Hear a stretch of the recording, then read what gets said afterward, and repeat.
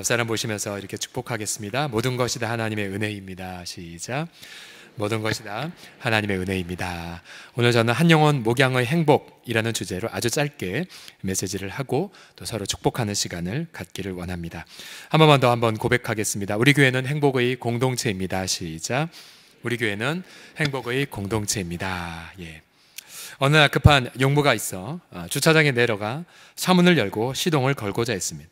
자동차 열쇠를 아무리 돌려도 시동은 전혀 걸리지 않았습니다. 기름도 가득했고 며칠 전 정비도 완료했습니다. 자동차 본네트를 열어보았습니다. 근데 이게 웬일입니까? 누군가 자동차 엔진을 훔쳐가 버렸습니다. 여러분, 이 극단적인 이야기는 오늘 설교를 돕기 위해 만들어낸 이야기예요. 제 자동차는 잘 있어요 지금. 예. 여러분, 근데 교회 공동체에서 엔진에 해당하는 역할이 과연 무엇일까요? 교회 공동체 엔진, 교회의 부르심과 사명을 이루는 결정적인 엔진이 무엇일까요? 그것이 바로 오늘 제 설교 제목인 한 영혼 목양에 있습니다. 한번 따라 하시겠습니다. 한 영혼 목양. 시작. 목양이란 바로 우리 목자 예수님께서 바로 양과 같은 우리들을 돌보는 것을 뜻하죠. 바로 우리를 사랑해서 이 땅에 오셨고 또 성탄의 계절 그 누추한 곳으로 그렇게 태어나셨으며 또한 인생의 모든 짐을 다 짊어지셨고 죽은 자 가운데 다시 살아나셔서 지금도 쉬지 않고 우리를 위해 기도하시는 것. 목자 되신 예수님이 우리로 이렇게 질문하시죠. 너 이 모든 것들보다 혹은 이 모든 사람들보다 나를 더 사랑하느냐? 주님 아시잖아요. 제가 배반을 했어도 또 제가 죄를 때로는 범했어도 주님의 그 사랑으로 인해 제가 주님 사랑하는 걸 주님이 아시잖아요. 그렇게 고백할 때 주님은 이렇게 말씀하시죠. 너 그러면 내 양을 돌봐라. 또 내 양을 섬기거라. 그래서 이 목양이라는 것은 예수님을 사랑하는 유일한 표현 방법이에요. 누구 특정한 사람만 목양하는 것이 아니라 예수님의 사랑을 받은 저와 여러분 모두가 다 이미 목양자로 부름을 받았습니다. 우리는 그 목양을 통해 예수님의 사랑을 표현하고 고백을 하게 됐죠. 그래서 우리는 늘 고백하지만 교회의 모든 직분은 바로 한 영혼 목양을 이루는 도구라는 사실입니다. 한 영혼 목양을 가장 아름답게 표현한 직분은 부르심은 바로 사랑방 교회 섬김입니다. 사랑방 교회 섬김이야말로 교회 공동체의 꽃이며 보석과 같습니다.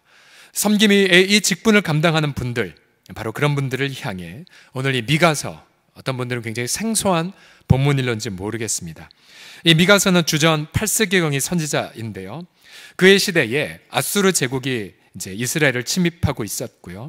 나라는 종교적으로 타락했고 도덕적으로 어두웠습니다. 근데 어두운 시절 주님 미가에게 반복해서 목양, 목축, 목자라는 단어를 사용하고 계십니다. 바로 주님은 언약 공동체에 잃어버린 혹은 강탈당한 그 엔진을 다시 이식시키기를 원하는 열망을 이 미가서에 담으셨죠. 오늘 본문을 통해서 한 영혼 목양자들 어떠한 이름으로 격려와 축복을 받을까 한번 세 가지로 나누도록 하겠습니다. 어떠한 이름으로 격려와 축복을 받을지. 첫 번째로는 이러한 이름으로 격려와 축복을 받아요. 무명하나 유명한 자의 이름으로 격려를 받습니다. 따라 하시겠습니다. 무명하나 유명한 자. 시작. 옆 사람 보시면서 무명하지만 유명한 분이 계시군요 라고 한번 해보겠습니다. 시작. 무명하지만 유명한 분이 계시군요. 예.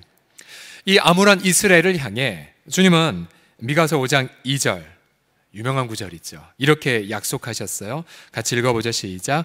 베들레헴 에브라다야 너는 유다 족속 중에 작을지라도 이스라엘을 다스릴 자가 내게서 내게로 나올 것이라.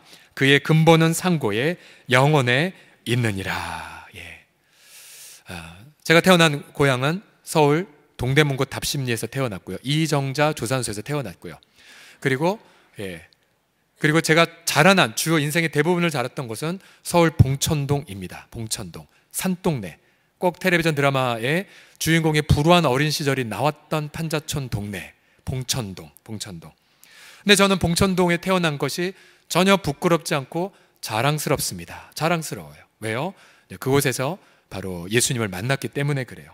이 베들레헴 에브라다란 이름은 촌동네란 뜻이에요. 촌동네. 뭐 이름 뜻은 좋아요. 떡집, 뭐 열매 등이 있지만 이 동네는 무척이나 작은 동네여서 지도에도 잘 안 나와 있고 어떤 지명의 도시의 리스트에도 종종 생략될 때가 있는 동네예요. 그냥 무시당하는 동네. 그런데 이 동네에 누가 태어나셨습니까? 예수님이 태어나셨어요. 예수님. 이 촌동네에 예수님이 태어나셨어요. 그것도 그렇게 가난한 가정에 태어나셨죠. 또한 예수님이 자라신 곳 나사렛. 얼마나 나사렛 이미지가 안 좋으면 나사렛 예수라라고 소개하자 나단에 이렇게 말했죠. 아니 그 동네에서 뭐 선한 게 나온다고. 예. 아까 세가족 축제 때도 말씀드렸지만 전 8년 전까지 홍제동이 있는지도 몰랐거든요. 서울 홍성교회 있는지도 몰랐어요. 여러분 이 목자는요, 그런데 이런 무명한 곳에서 태어나고 자라셨다는 거예요. 그리스도께서. 그리고 그곳에 태어나셔서 십자가 부활을 통해 당신의 택한 백성들을 살리셨고 죄와 죽음의 문제를 단번에 해결하셨죠. 이 본문의 미가서 5장 2절에 그리스도가 오시기 약 800년, 700년 전에 어떻게 그가 목양할 것인지 4절에 이렇게 약속되어 있어요. 그가 촌동네에서 태어난, 그러나 그의 근본은 영원 전부터 있었던 바로 그리스도가 4절에 보시면 여호와의 능력과 그의 하나님 여호와의 이름의 위엄을 의지하고 서서, 이 서서라는 이 단어는 부활을 암시한 단어입니다. 목양을 한다라고 말하고 있어요. 목양을 한다. 예. 주님은 동일하게 베들레헴 같은 인생에 찾아가세요. 무명한 자 인생 속에서 목양의 삶을, 목양의 능력을, 목양의 그 놀라운 아름다움을 시작하십니다. 약한 자의 삶을 통해 목양의 열매를 맺어가는 것, 이것이 바로 하나님의 정해진 부르심이에요. 고린도전서 1장 6절 7절에도 보면 그 당시 유명한 메트로폴리탄이었죠. 고린도 도시. 그러나 그 가운데 믿는 고린도 교회를 향해 이렇게 말해요. 같이 읽어보죠. 형제들아, 시작. 형제들아, 너희를 부르심을 보라. 육체를 따라 지혜로운 자가 많지 아니하며 능한 자가 많지 아니하며 문벌 좋은 자가 많지 아니하도다. 그러나 하나님께서 세상의 미련한 것들을 택하사 지혜 있는 자들을 부끄럽게 하려 하시고 세상의 약한 것들을 택하사 강한 것들을 부끄럽게 하려 하시며. 아멘, 아멘. 저는 새제명 축제 이번에 주제였던 질그릇의 기쁨, 그 주제가 계속 제 마음에 맴돌고 있어요. 저와 여러분이 부름받은 것, 또 특별히 이 자리에 계신 마을장 섬기미들이 부름받은 것, 그것은 우리가 강해서가 아니에요. 우리 하나님 앞에 자신의 약함을 인정한 분들이고요. 또한 다른 사람보다 뭔가 똑똑해서가 아니라 하나님의 뜻을 이루는데 나는 어리석은 자라고 인정한 분, 그 겸손한 고백, 그 미약한 자의 고백, 하나님은 그곳에 임하셔서 여러분들을 목양자로 부르셨고 여러분들 통하여 목양의 열매를 지금까지 맺어 주셨습니다. 그래서 우리는 무명한 자일런지 모르지만 주님 앞에서는 유명한 자들이세요. 왜냐하면 유명한 그리스도의 그 놀라운 목양을 여러분들이 실천하기 때문입니다. 섬기미들, 또 마을장들, 한영어 목양자들, 바로 유명하나 하나님이 기억하는 유명한 자로 영원히 기억될 것을 믿습니다. 다시 한번 여러분 옆 사람 보면서 우리는 무명하나 유명한 자입니다 합시다. 시작. 우리 무명하나 유명한 자입니다. 두 번째로 한영원 목양자들은요, 해산의 수고, 그 다음 안식을 주는 자의 이름으로 격려와 축복을 받을 거예요. 두 가지로 따라 합시다. 해산의 수고, 시작. 해산의 수고, 안식을 주는 자, 시작. 안식을 주는 자. 예. 뭐 저야 아기를 낳아보지 않아서 해산의 수고를 모르지만 보통 우리 여성들의 말들을 종합해보면 이러한 말들이 항상 나와요.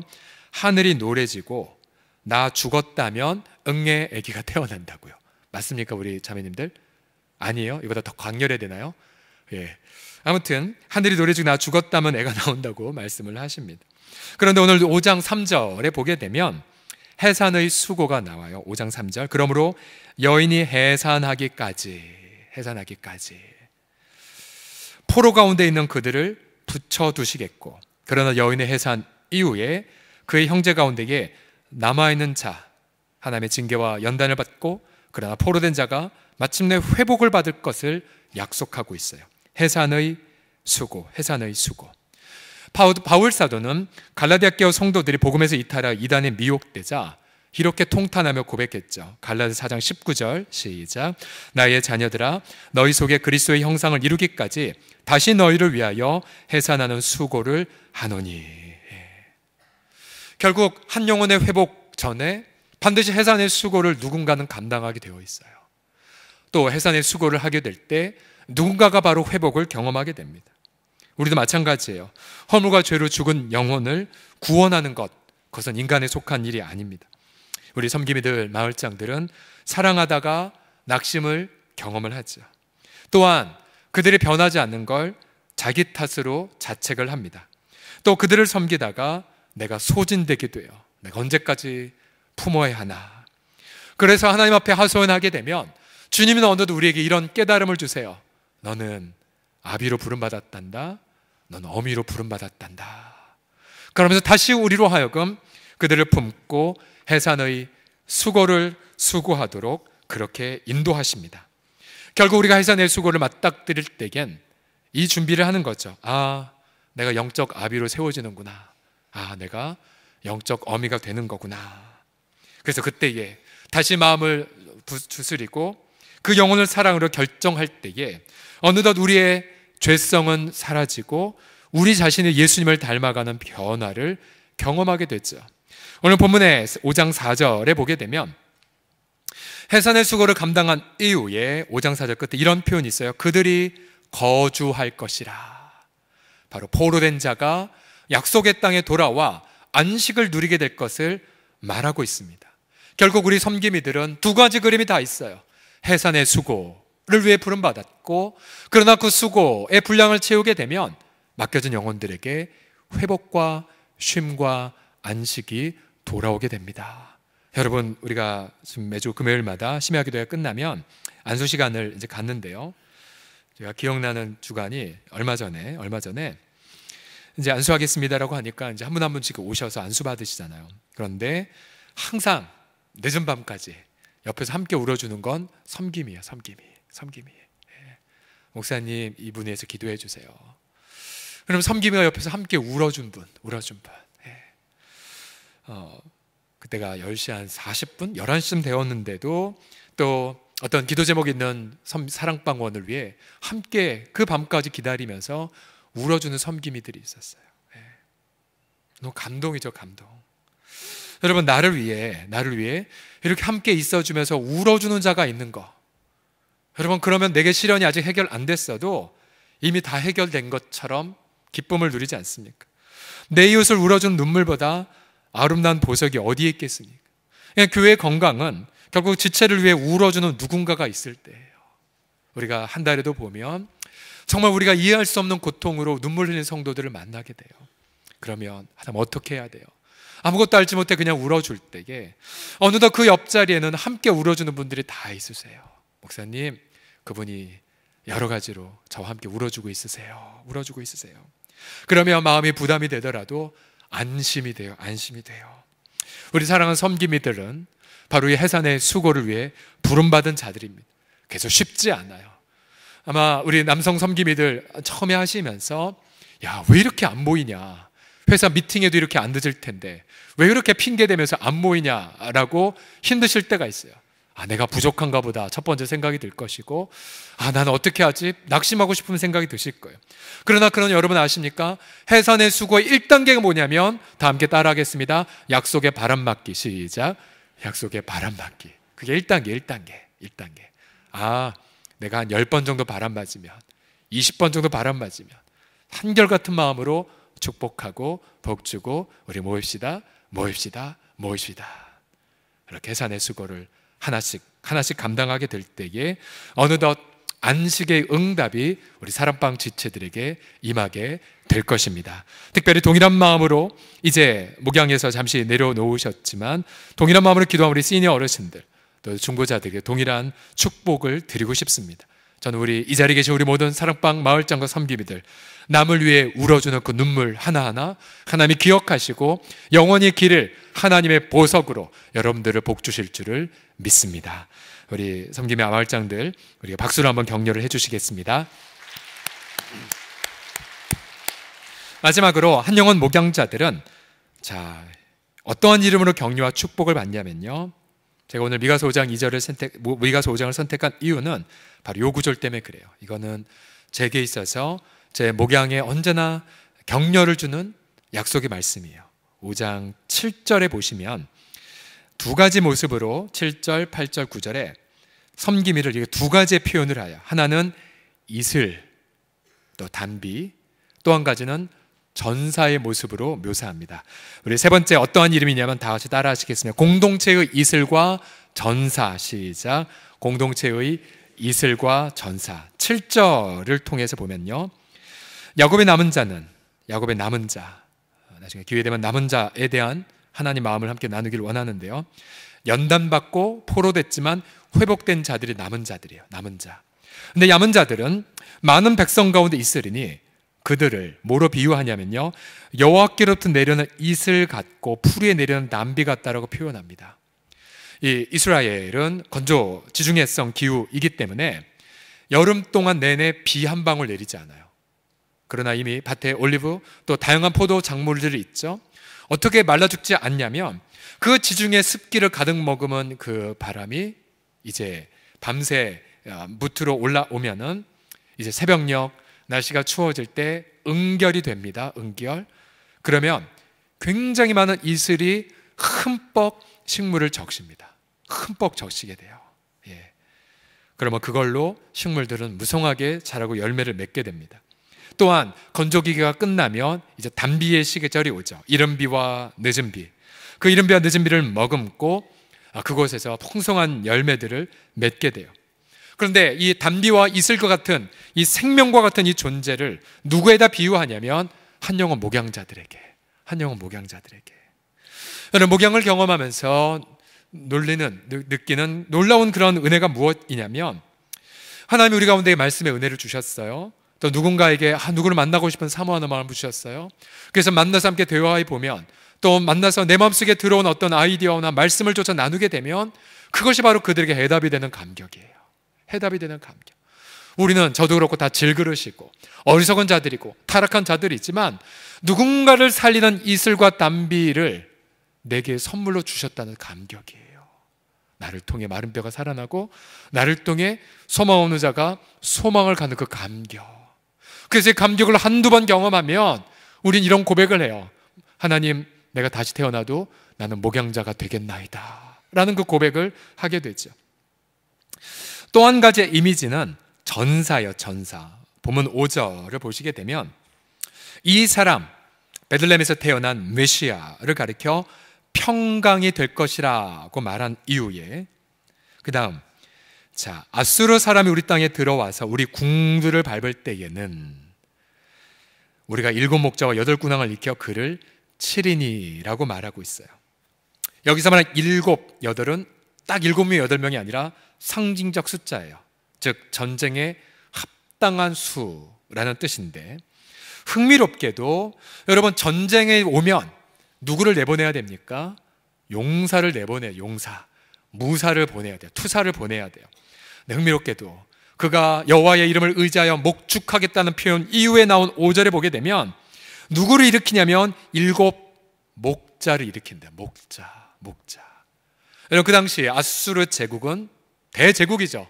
지금 중국과 같은 대제국이지만, 그러나 하나님은 아수르와 같은 악의 제국이 들어온다 할지라도 목자들이 너희를 지킬 거라고 말하고 있어요. 이렇게 무엇을 예언하는 것입니까? 그것은 바로 그 언약 공동체를 지키는 것은 용맹한 용사나 왕이 아니라 한 영혼 목양하는 자들이 그 언약 공동체를 지킬 것임을 미리 예언하신 거예요. 미리 예언하신 거. 8절에도 보게 되면 앞서 이슬 같고 담배와 같던 야곱의 남은 자들이 어떠한 이미지로 비치냐면요, 같이 읽어보죠. 5장 8절 시작.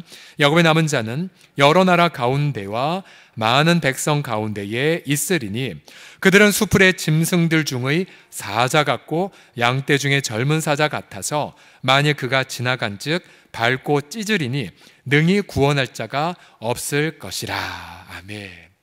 한 영혼 목양에 헌신한 자들을 가리켜 사자와 같다고 비유합니다. 사자. 용맹한 용사가 되어 악한 세력이 양들을 잡아가려 할 때에 그렇게 지키는 자, 전사들. 결국 여러분, 한 공동체, 앞서 한 영혼 목양을 엔진으로 비유하였는데요, 결국 한 영혼 공동체를 한 공동체를 지키는 것은 바로 한 영혼 목양하는 분들이 지켜요.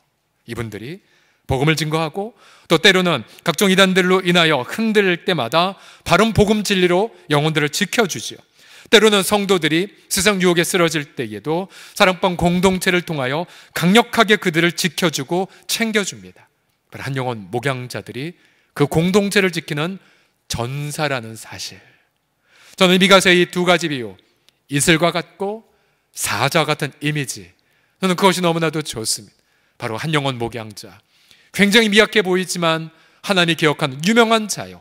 또한 정말로 우리 가운데 해산의 수고로 눈물 흘리지만 어느덧 그 눈물 너머에 많은 사람들이 하나님께 응답받고 평강의 안식의 열매를 누리는 자, 그 이름 한 영혼 목양자, 사자와 이슬, 이슬과 사자.